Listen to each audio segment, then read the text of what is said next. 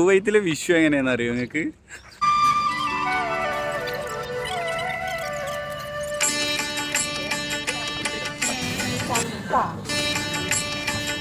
ഇവിടെ വിഷു ഒന്നുമില്ല ഗൈസ്, ഞങ്ങൾക്ക് ലീവില്ല.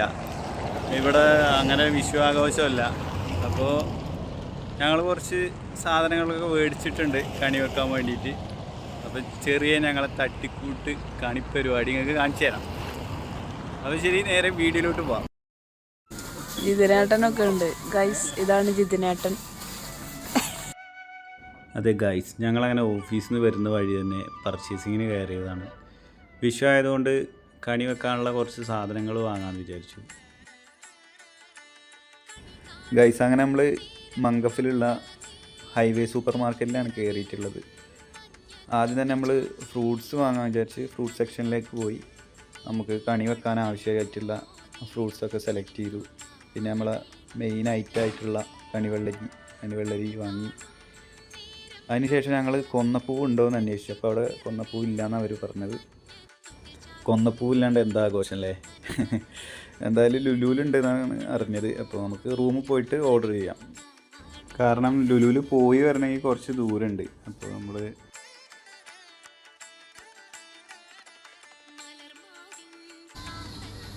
കാണിക്കിയത് സൈക്കിളൊക്കെ വെച്ചിട്ട് നേരെ തേങ്ങയിൽ ആര് വെള്ളം നിറയ്ക്കും?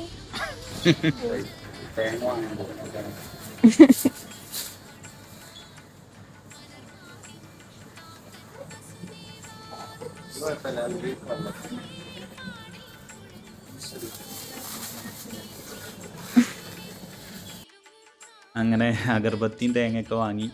പിന്നെ കണി വെക്കാനുള്ള ഫ്രൂട്ട്സൊക്കെ വാങ്ങിയതിന് ശേഷമാണ് മെയിനൊരു ഐറ്റം, അതായത് കണി വെക്കണമെങ്കിൽ ഒരു പാത്രമാണല്ലോ, അതും സെലക്ട് ചെയ്തിട്ട് ഞങ്ങളങ്ങനെ പേടിച്ചിറങ്ങി. ഇനി റൂമിൽ പോയിട്ട് ബാക്കി ഞങ്ങളെ തട്ടിക്കൂട്ട് പരിപാടികൾ കാണിച്ചു തരാം. ഹായ് ഗൈസ്, നമ്മൾ ലുലു ആപ്പ് ചതിച്ചു ഗൈസ്. കാരണം നമ്മൾ നോക്കുമ്പോൾ കൊന്നപ്പൂവില്ല. പിന്നെ ഒരു 9 മണിക്കാണ് കൊന്നപ്പൂവ് കിട്ടൂല എന്ന് കൺഫേമായത്. അതുകൊണ്ട് നമ്മൾ എന്ത് ചെയ്തു, ഉടായിക്ക് കൊന്നപ്പൂവ് ഉണ്ടാക്കി. ഉള്ളത് കൊണ്ട് ഓണം പോലെ എന്ന് പറഞ്ഞ പോലെ ഞങ്ങൾ കടലാസ് കൊണ്ട് ഒരു തട്ടിക്കൂട്ട് കൊന്നപ്പൂവ് ഉണ്ടാക്കി. അങ്ങനെയൊക്കെയാണ് നമ്മൾ കണി വെച്ചത്. അപ്പോൾ ഇതുപോലെ നല്ല രീതിയിൽ തന്നെ കണി വെക്കുന്ന ഒരുപാട് ആൾക്കാർ കുവൈത്തിലുണ്ട്. കാരണം ഇവിടെ കൊന്നപ്പൂവൊക്കെ വാങ്ങാൻ കിട്ടും, ലുലുമാളിലൊക്കെ കൊന്നപ്പൂ ഉള്ളതാണ്. അപ്പോൾ ഉഷാറായിട്ട് ചെയ്യുന്നവരുണ്ട്. എന്തായാലും ഞങ്ങൾ ഇങ്ങനെ തട്ടിക്കൂട്ട് പരിപാടിയാണ് ഒപ്പിച്ചത്. പിന്നെ വിഷുവൊന്നുമില്ലാതെ മലയാളികൾക്ക് എന്താ ആഘോഷം, അങ്ങനെയാണല്ലോ.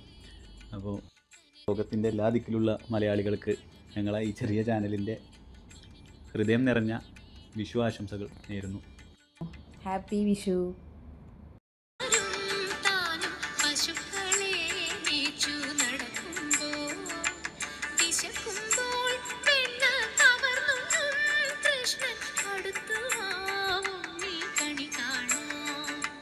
ശിശുക്കൾ